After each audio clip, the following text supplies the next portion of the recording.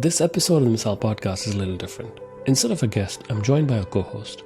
Her name is Nazish and she's the founder of Secret Stash, an online marketplace where you can buy and sell pre-loved bags, shoes, clothes, and accessories. We start by discussing how her business is doing in the current economic environment, and then we talk about Q3 startup funding. Let's listen in.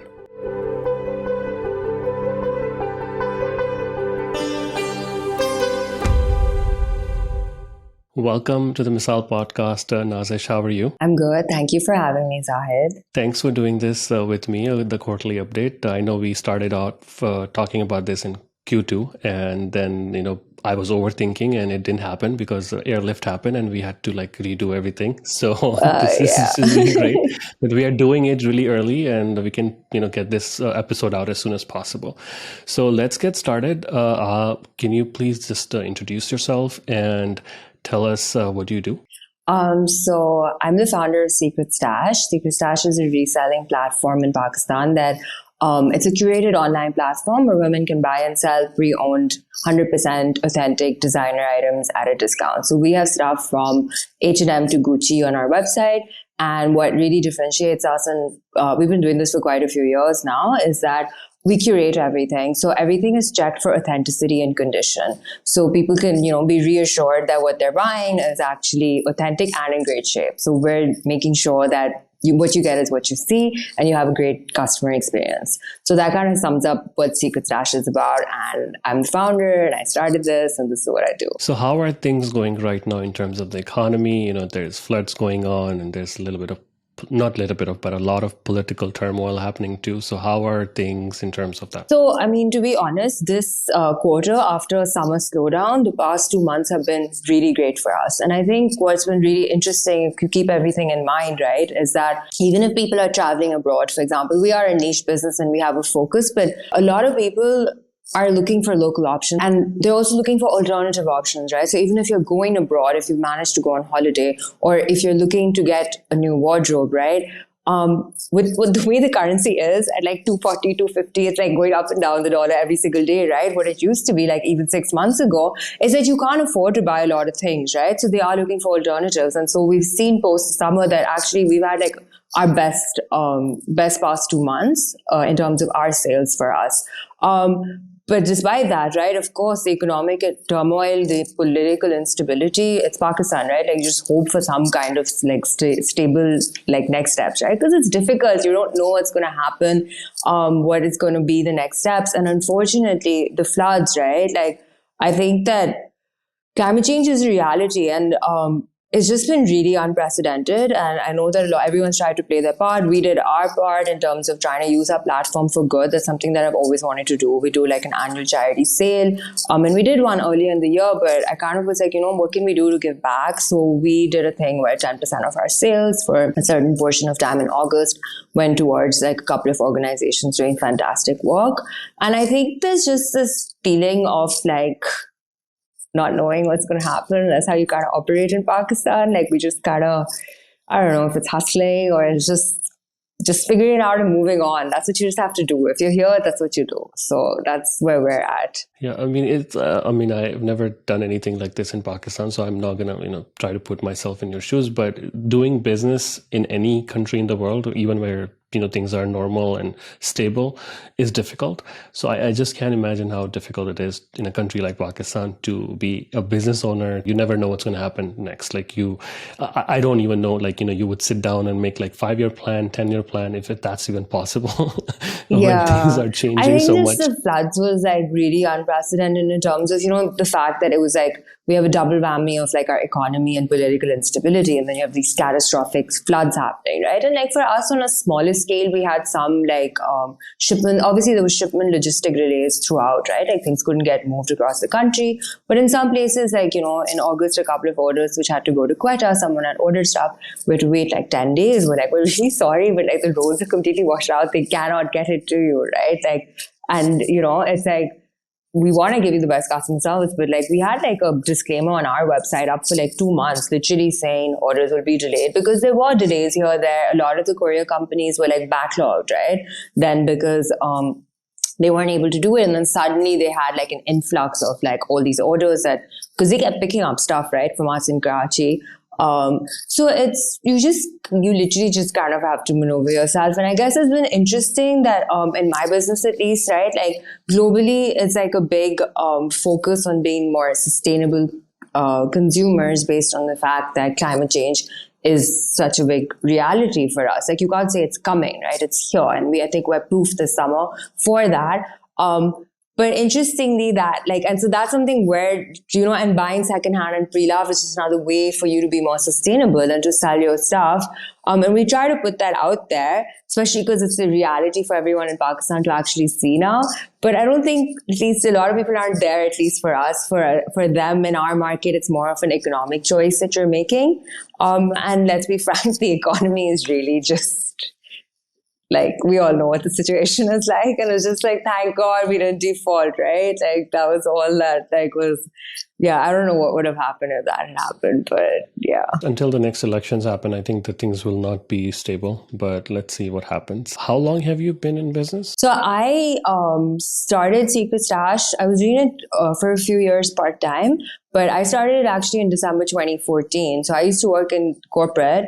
I was at Unilever, and I had like a career previously in media and advertising and stuff.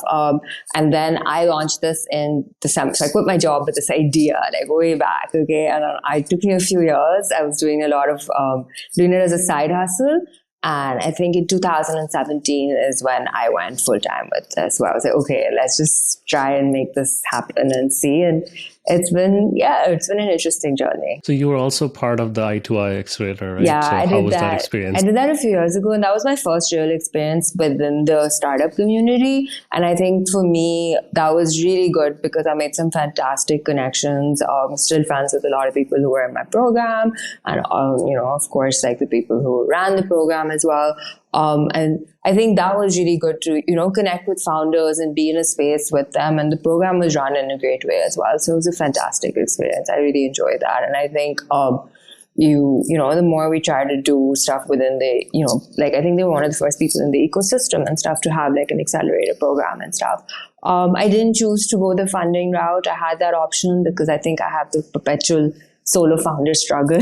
Do I run the business or do I raise? So I haven't raised. I'm a bootstrap business. So you run this whole thing by yourself? Yeah. I mean, I have a team, a couple of girls, like we're a female-led team, but it's me. Yeah. Do you have a life outside of work? Yeah, or are you just 24/7? No, I'm not. It was one of the choices I made where I was just like, I know, I get it. Like everyone, I think if you're an entrepreneur, your brain's kind of always working, even if you're just like, without realizing it, you see something that catches your eye or you're browsing on like social or something. And you are connected. It's not like that because of being an online business. But I'm like really it's always really important to me that to have a work-life balance and to have like solid like hours. So we are an e-commerce business, but we have like set hours. Like my team comes in and we start like at like a very reasonable hour. We start late, but it's like we start at like 10:30, right? And I'm like, okay, come on time. And then leave on time, right? So when we're working 10:30 to 5, or, we're just like nonstop. Like everyone's just working because I'm just saying work smart. I don't believe in this concept of burning the midnight oil. I don't know, at least it's not for me, right? I'm like, I want to do other stuff. And yeah, I know that with the phone always attached to us, right? You're always connected. So you can always see what's going on, like if orders are coming in or, messages on social and stuff like that. Things get posted, and you have so many apps which allow you to just run things a little bit more automatically, right? Like my website's run on Shopify. I use a scheduling app for all our Instagram and social, like Facebook posts and stuff to be going up, right? So it's not like we have to be like, I don't know. I don't believe in that. Like, I think your life, I think, would have been different if you had raised money. 100%. And I'm not saying it's off the table because I get it, right? Like it's always like, I want to grow the business and the next step is to scale it. And, is this one other way? And it's just, you're just like, okay, I don't know, not a chicken and egg, right? But like, how do you balance it out? And I guess it's not like I was averse to raising because of, I was like, I don't want to work harder. I think I work pretty hard because I've built like a business. I just work smarter than other people. Maybe if they're working really long hours, who knows what would happen? And maybe we do raise, I don't know, but. So now is actually a good time to raise money. I say that because startups actually have to show revenue now, or like a projection for revenue. Back in the day, or maybe like a couple of years ago, that might not have been an issue. But now I think it's very important to VCs to see that the startup But is making some money. the economy, sorry, like, but if like there's an economic slowdown and there's like all these other factors which will come into play, aren't the deals or whatever the correct word, if I'm getting this wrong, more conservative? Like, aren't people, like, the valuations are going to be lower, or there's going to be less people willing to put money on the line? I don't know. That's what the assumption was. I'm really surprised to hear that. It's really interesting for you to say this. Yeah, so because the reason I say that, because of course, like we will talk about this later, but the startup funding, of course, for Q3 has gone down compared to like previous quarters and previous year and all that. But what's happening now is the valuations are coming down to the level where they're supposed to be. And especially if you have revenues and the VCs are not betting on someone making a revenue in future, and you already have revenue. So you can show the revenues and show the projections, which gives them a lot more confidence than a startup that comes in and says, hey, I'm pre-revenue. I don't know if I'm going to make money, but here's a great idea, please fund it. So you are a lot more safer bet for a VC than a typical, idea stage or pre-seed stage startup. I guess it's very like difficult to wrap your head around all this, because, like, to be honest, I'm not a finance person. My background is marketing, right? So I had an idea and I was like, let's do this. And I can say the way the market itself in terms of just the pre-love space, right? Like, no one even knew in Pakistan what this word pre-love meant. And like the global phenomena of like with COVID, right? Like even globally, the resale space accelerated. I've seen so many people come into this space right now, and I think it's just about the pie growing and stuff. But I guess it's also like, because you're not like necessarily a numbers person, and I'm in talks with people to help me, advise me in that space. You're like, a lot of people are like, if you're going down that route, do you go the VC route, or do you go like, finding individuals like angels or whatever to help you to raise? Like, you don't necessarily want to go that way. And it's just, when it's not necessarily a domain, it's also like, I'm not sure. I don't know if that makes sense to you. Do you know what I mean? No, of course it's it makes sense. intimidating. It's intimidating, it's overwhelming.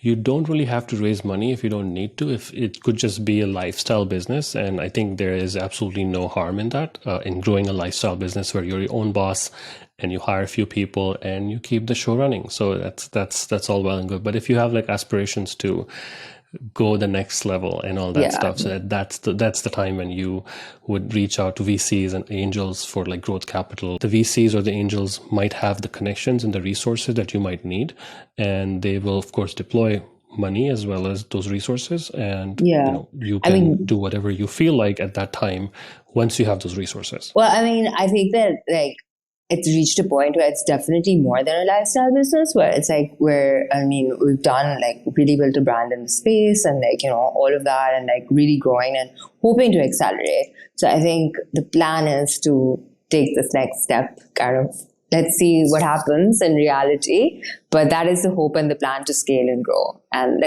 who knows, maybe this is in the cards. I hope it is. So we were previously talking, Zahid, about the fact that it's been a bit of a slowdown. And obviously, we of course know that there's an economic downturn and everything. So what's the impact been on startups this quarter in Pakistan? Yeah, so as far as the startups go, of course, Kulsoom and Mutahir both release their amounts, and I usually follow them, and my amounts are very much similar to Mutahir's. Basically, what happened in Q3, of course, is everything is down. The amount raised went down. The deals went down. $55 million in disclosed funding, 9 startups, and what else? 69% drop from $175 million in the third quarter of 2021. And 47 drop from $103 million in the second quarter.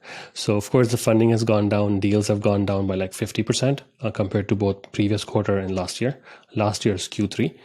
And but in the end, it was an eventful quarter, I would say. That's because, the airlifting happened, which we just talked about. That's the reason we couldn't do the Q2, because when airlift happened, like it didn't make sense to just talk about the fact that they had layoffs in Q2, right? Because it was a big deal. It was a most well-funded startup, and like it shut down, right? That's why we didn't do Q2. But now we can talk about it. But another big thing that happened in Q3 was DigitalOcean acquired Cloudways for $350 million. That's, I think, one of the biggest acquisitions in the tech ecosystem in Pakistan. So that's a really big deal. So both of those things happen. Like, on one hand, you had a startup that raised $110 million and then failed in 3.5 years, and then you had a startup that not a startup. Sorry, let me rephrase that. It was not a startup. It was bootstrapped. Cloudways never raised money from any outside investors, which is just insane. Like, they bootstrapped. That was the way the you are inspiration bootstrapping. for me. Yeah, exactly. Just because you bootstrap, I just feel there's it doesn't necessarily mean that it's just a lifestyle business, right? So I do want to put that disclaimer out there that I get offended when people tell me that it's a lifestyle business. I'm like, it just because there's no money injected in it doesn't mean that it's not legitimate and we've worked really hard for it, right? It's not a side gig that I'm paying salaries, or we're doing all that. We're bootstrapping, and there are always people who are inspiring, like the story right now. I mean, you're definitely not a side hustle or like a side gig or something. Yeah. Because you pay salaries and you have an office, and there's a lot more going on. An extremely loyal business and orders coming in. Like, I'm just going to hold this. I'm not a lifestyle business. I'm not a fan of this term. My apologies. I should not have said that. You're not the first person who said that to me, but I'm going to just... But you're the first person who said this to me, who I am calling out on after a few minutes, but I am. Okay, sure. Yeah, it's my lucky day, I guess.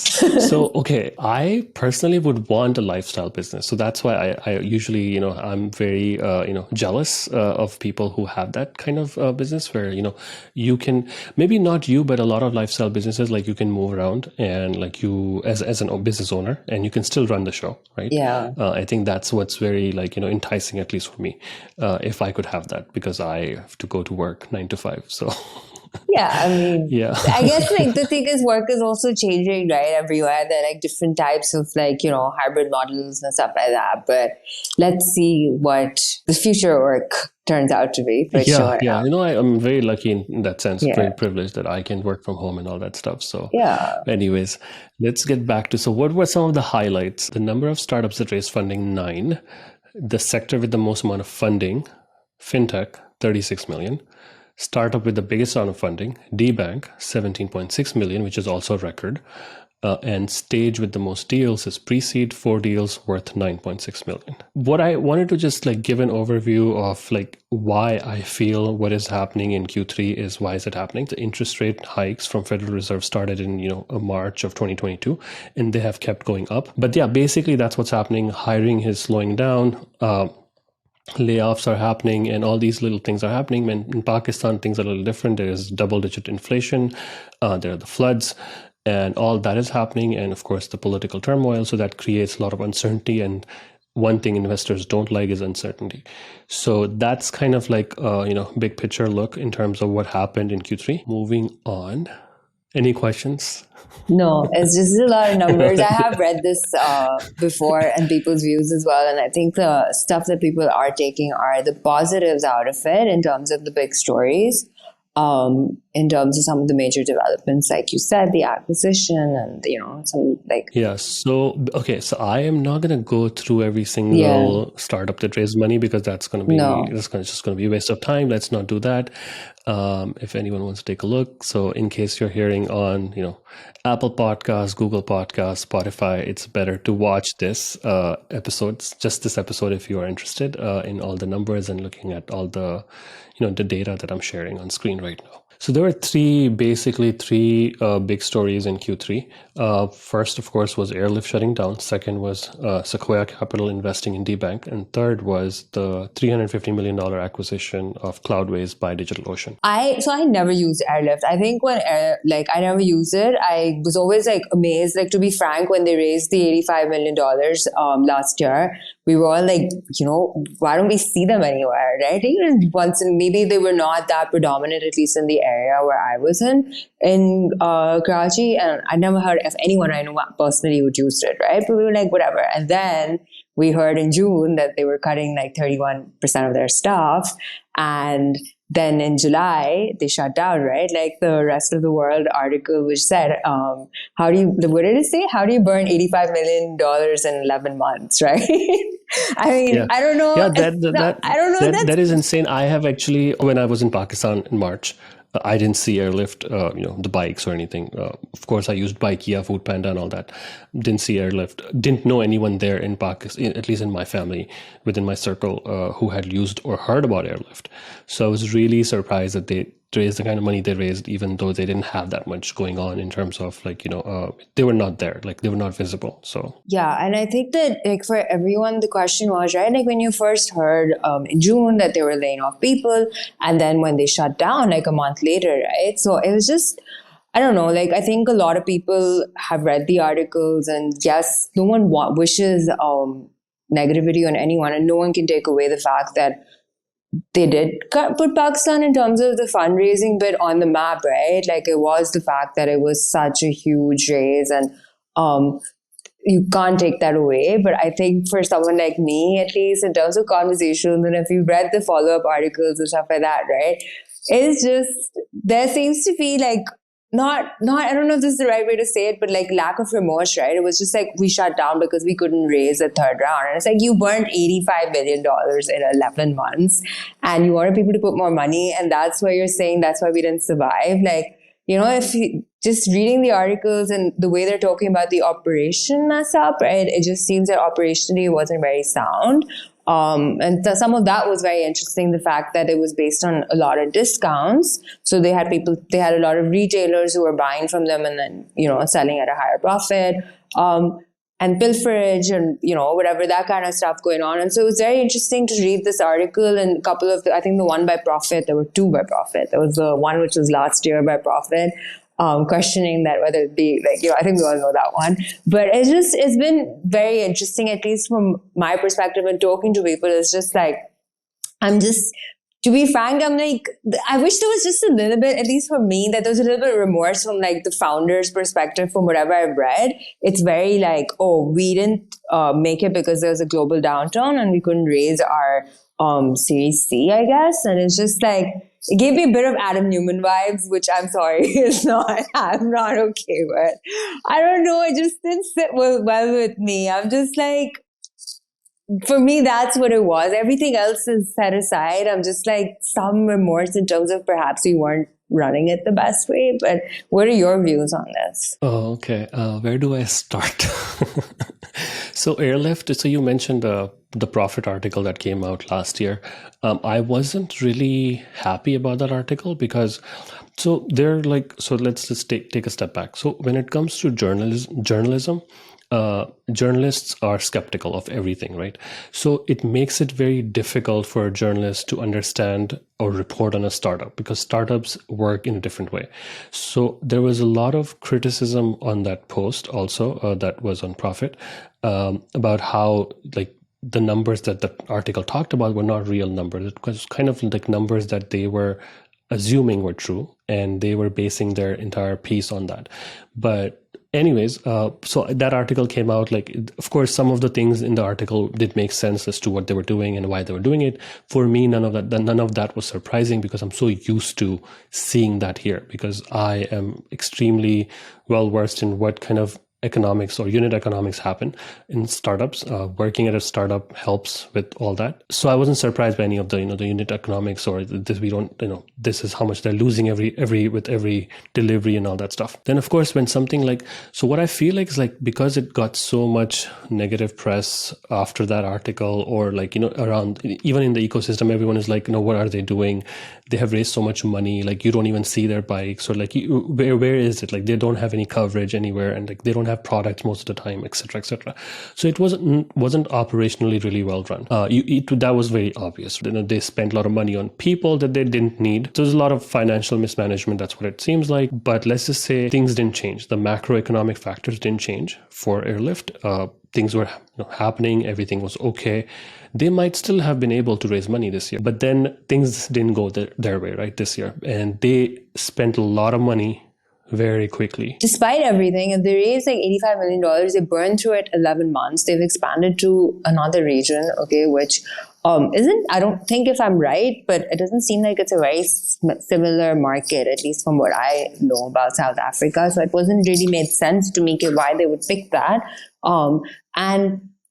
But then it's like, if the global downturn hadn't happened, they would have raised again. But that's where I'm just like, if the unit economics aren't making sense, operationally your business isn't sound, how do you end up raising even more money than this, right? Like, is no one doing any cross checks? Like, I just don't get it. Like, how does this, like, do you know what I mean? Like, I don't know. That's just what I feel is like I'm a little skeptical about. And that's why I'm sorry, but I made the Adam Newman reference, because I'm like, he's done it again. And I can guarantee that these guys are going to come back again with something else, with another company, which is going to be very well funded. And that's where someone like me who bootstraps a business, where I'm just like, I don't get it. I just don't get it. I don't understand. And so it's very fascinating from the outside. I'm not in this space, but I don't get it. Like, how are people so willing to write another check? Like, if things aren't as operationally sound as they should be. So one thing I would say about Adam Newman is Adam Newman walks on water. I don't care what people think about him, but he has a certain kind of charm, the psychopathic charm about himself, that it's like you've seen very few people. So he walks on water. So I think he can lose this $350 million that he raised from Andreessen Horowitz for his new apartment complex, and he will raise more money again, right? That it's not a big deal, right? It's for people like Adam Newman, it's not a big deal. As far as Usman Gul goes, I don't think he's that at least charismatic in that sense. He seems a lot more like philosophical type, the idealistic type, at least from what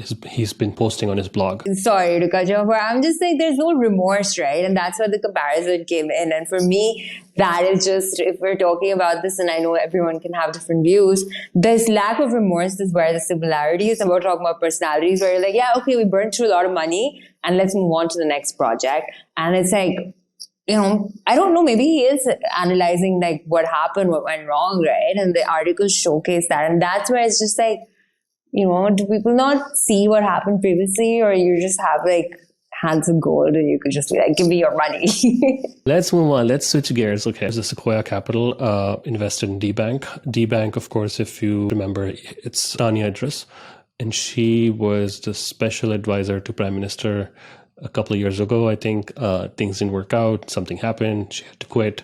She had to resign. And then she went on to raise money. Back in April, she had announced that she had raised money from Sequoia Capital, Kleiner Perkins, but the amount wasn't there. So the amount was disclosed in July. Why this is a big deal? Okay, so for anyone who doesn't know, Tanya Idris, she was one of the executive leadership at Google in Singapore. She left to come and do things in Pakistan with the Digital Pakistan initiative, but that didn't work out and all that stuff. So now she's doing this. The reason it's a big deal that Sequoia Capital is, of course, investing in Dbank is because Sequoia Capital is a household name, at least in the startup circles. Apple, there's Google, there's Instagram, LinkedIn. All these companies are the ones that Sequoia Capital invested in. I mean, it's really interesting, though, because I believe her co-founder Karim is also from Google as well, right? And they both came back to Pakistan with this intent to work with the government, and then it hasn't, and so they've gone down this route. So I think it would be, they're both really smart people. I know them separately. I've worked with Tanya when I was at Unilever, and she was at Google at that point. And Karim just a little bit as well. And it's just they're both really, really smart people. And I think the fact that they've, they have this intention and whatever I've read up on them, it just seems like it should be really interesting. And I think the background you just gave right now on the kind of companies that Sequoia Capital has invested in and coming into Pakistan, hopefully, despite everything, right, the economic downturn, the political instability, they're seeing something. And I think that gives everyone a lot of hope, right? Smart people don't usually last in Pakistan that long. So I'm really hoping that they both do. Both of them are extremely experienced, and their networks are, of course, really vast.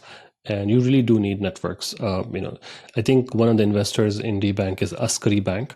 Oh, and okay. I think they're working with a bank. Yeah, so they're working with a bank. It's not like one of those things where they just raised money and then they'll figure it out. And I'm sure that will help them, get the licensing and everything done quicker because they're working with a bank, and a bank is actually taking interest in them. So that's all. And it's a great start to something like, I hope Sequoia Capital brings in other high profile investors to Pakistan. Kleiner Perkins, of course, made its second investment, which is great. Also, I think the first investment was Tajir, so that's great too. They made that last year, yeah. Seed round was 17.6 million, so I don't know what the Series A and Series B will be like, but let's see. The third thing was, of course, no. I really want to say, I'm just going to say big freaking deal, but I want to say something else, the different word for F. But this is really a big deal. I just don't think it got that much coverage, and it's really surprising because Airlift, of course, shut down, kind of had everyone talking about it, and was a lot of coverage. But Cloudways did this, and it did not get much coverage. This is a big deal in a couple of ways because it's $350 million cash. And when you do a $350 million cash deal, that's also a big deal because usually it's a stock deal. For example, the recent Adobe acquired Figma, that deal was $2 billion cash and like $18 billion in stock. So that's not that great of a deal for everyone because the stock can go up or down. But this is like all cash. So no matter what happens, they'll get all the cash. At least the founders will. I don't know what the structure was in terms of compensation there, but it was a bootstrapped business, and $350 million has a lot of zeros, and like I really hope like this sets a precedent, and a lot of future tech companies that decide to like acquire companies or like bootstrap businesses look to Pakistan. I have to mention here that technically that they are not based in Pakistan. Of course, the team is in Pakistan, the founders are in Pakistan and all that stuff. Technically, it's based in Malta. That's where it's headquartered. And they do that, startups do that, or not startups, but the tech companies do that for a bunch of reasons. I feel like it's done because of taxation reasons. But that's pretty much it, yeah. The Gary Tech group is part of, it's a venture studio, so they have a lot more products than just Cloudways. And some of the products are pure VPN. I think I've used it at one point. Then there's Savior, Monday Express, Web Affinity, and like they're different categories, different products. So they're here to stay. I think they have a lot more promising products that might in the end either get sold or they might just run it themselves. Yeah, it's been interesting, I guess. Like, do you have any predictions for Q4 then? What do you think is going to happen next quarter? Anything that you foresee? As far as the next quarter goes, I really don't know. But I am thinking like, anything can happen. You have to make one prediction. That's what we'd agreed on. Each of us has to make one prediction that's going to happen. I feel like we might be able to cross the $350 million in funding. That I think that might happen. And I think we might hear about one more acquisition or one or two acquisitions to end the year, basically.